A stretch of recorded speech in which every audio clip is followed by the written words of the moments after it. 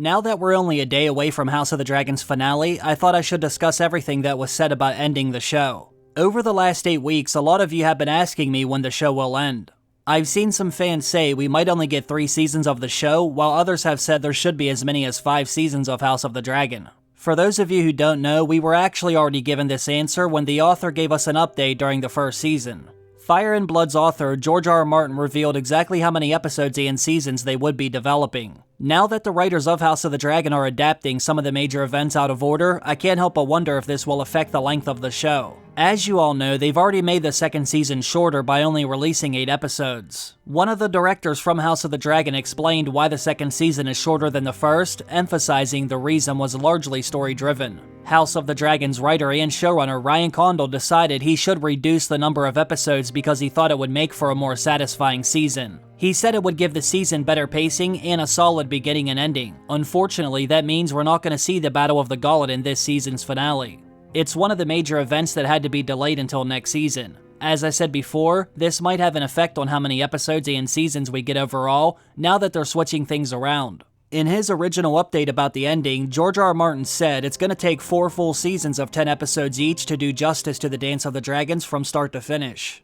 As you can see, he initially thought they would need to make 40 episodes to fully adapt what he has written in Fire and Blood. Well, we can go ahead and throw that out the window now that they've only given us 8 episodes in the second season. The head of HBO's drama, Francesca Orsi, said House of the Dragon's creators would be holding a meeting after the writer's strike, that way they could figure out how and when they would end the show. Last summer, Francesca said House of the Dragon would have at least 4 seasons, but they might end up making more. We've already heard that House of the Dragon's creators had envisioned the series running for 3 or 4 seasons. That's when Ryan and George got together so they could figure out how to break up the story season to season and what battles to include and when. They've already said they know how Season 3's events will unfold. They just have to finish writing the episodes. As of right now, the length of the show is still under discussion, therefore nothing is set in stone. They have already greenlit a 3rd season, but we don't know exactly how many episodes they're making. Now that the Dance of the Dragons is well underway, there will be a lot of battles that follow. And it's no secret they will need a lot of money to film all these massive battles that do involve dragons.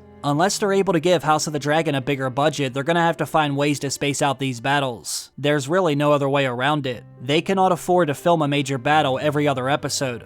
It's very expensive to make a fantasy show look this realistic. That's one of the reasons why the Battle of the Gauntlet was delayed until next season. Unfortunately, they ran out of money. You have to remember, the Battle of the Gauntlet is one of the bloodiest sea battles in Westeros history. That episode alone might be upwards of $30 million.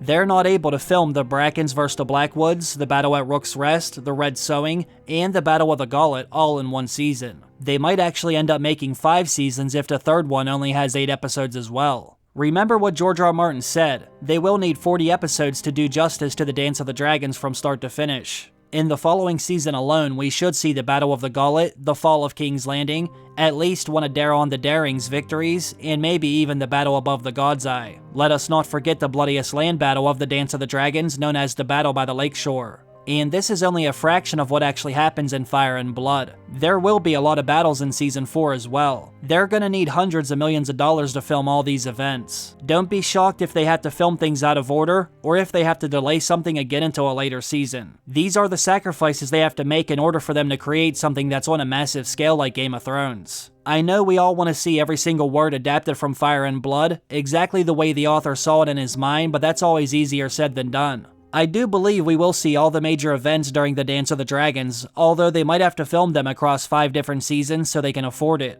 As great as some of the episodes have been, I think the best ones are still ahead of us. You'll know exactly what I mean if you've already read Fire and Blood. There's an endless amount of amazing moments on the horizon. Now, I know some of you haven't been a fan of this season, but I would highly recommend watching until the very end. We should all be having fun while watching the show. At the end of the day, they are meant to be an escape from reality. I also know there's been some fans who are worried about George no longer working on House of the Dragon. In one of his other updates, he said the writer's room for House of the Dragon Season 3 is also meeting in London, but I have no plans to attend. Now, that doesn't necessarily mean he's no longer helping out with the show. It doesn't make sense for them to write the episodes in London when most of the writers live in America. With that being said, I don't think he actually writes any of the episodes anyway. I've always assumed he was their advisor. He did sort of admit this right before the first season aired when he said, "No, I did not write a script for the first season of House of the Dragon. I would have loved to, but I've been kinda busy with Winds of Winter and the other Game of Thrones successor shows. I did co-create the series with Ryan and help give it its shape, and he and I have been in constant contact ever since. Ryan basically said the same thing when he said George was in the writer's room in the very beginning.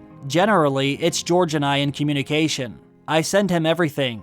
I send him outlines, I send him scripts, I send him messages, and I send him a lot of questions. I ask him things like, why did you do this, and what does this mean? He's very active and reads a lot and gives a lot of feedback. Other times, he just sorta defers and says, go with the gods. I do keep him in constant contact with the material so he can know what's happening if he wants to. But he's a very busy man. It's really hard for him to engage with us at the pace that we would need him to weigh in on every single little decision. The show is moving very fast, but he always knows what's happening. That's the thing that I promised him from the very beginning. I might not always do exactly the thing he wants me to do, but we will always discuss it, and I've honored that. Remember, George also said he has seen a lot of fans asking how much he's involved in the new series. The answer is a lot, deeply, heavily involved in every one of the new shows. It is my universe, and while I have been working alongside some fantastic writers and showrunners, ultimately it's up to me to try to keep the canon, and to do all I can to help make these new shows great. If you ask me, it sounds like he's helping about as much as he did for the first season. I only wish he would give them more feedback. I don't like the sound of him saying go with the gods rather than actually helping them figure out the best way to tell the story. He was the one who said it's ultimately up to him to try to make sure the show follows Fire and Blood. It's not like they're asking him to sit in the writer's room all day. If I was Ryan, I would send him a basic outline for the whole season, that way he can give me notes on what to fix. Then I would send him a second version after I made adjustments, then do that again and again until he's satisfied. I would want the author to sign off on everything. I would even fly out to his house in New Mexico if I had to. Thankfully, I'm not one of the writers. As a fan, I don't need the author to write every episode as long as they deliver a solid show. And I do think they've done a great job considering they're adapting very little source material from Fire and Blood. I'm excited and anxious to see all of the madness that will ensue during Season 3. And don't forget, we're gonna have Dunk and Egg to watch while they're making the next season of House of the Dragon. They started filming Dunk and Egg at the beginning of the summer. The first season only has 6 episodes, therefore it should be done soon. They're also making the series about Aegon. There's a lot of very exciting things on the horizon for Game of Thrones and A Song of Ice and Fire fans. As always, I will be here making videos every single week. The second season might be ending soon, but I'll still be making videos about everything regarding Game of Thrones, House of the Dragon, Dunk and Egg, Winds of Winter, and so much more. Leave me all of your thoughts down below. Once again, I want to thank all of you for watching another video. I hope all of you have a great day. I will see you again very soon. Bye.